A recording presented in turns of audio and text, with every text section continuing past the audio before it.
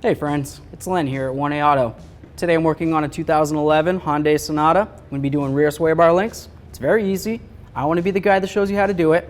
If you need this or any other part, you can always check us out at 1aauto.com. Thanks. So for the purpose of other videos, I removed the wheel. That doesn't have anything to do with this sway bar link video. You can do it all completely without removing the wheel. Okay, time for the rear sway bar link. I'm going to take off this nut right here, this one right here, and then theoretically, it should come right out. 1919.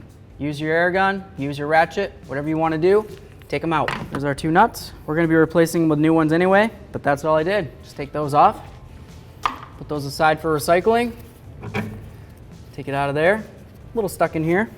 It's okay. Just going to grab my hammer, hold my link so it doesn't come and hit me in the face. And there's our sway bar link. Now we're clear to replace it with a quality 1A Auto part. All right, everyone, a quick product comparison for you. We have our rear sway bar link from our 2011 Hyundai Sonata. Just pulled it out, easy job, two nuts.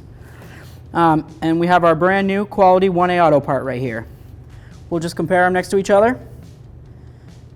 Same length, looks pretty good. Really isn't much to say, right? This is nice and sealed. No water's ever going to get in there. Nice and sealed. No water's ever going to get in there either. So as you can tell, this is a quality part. And if you need this or any other part, you can always check us out at 1aauto.com. Thanks.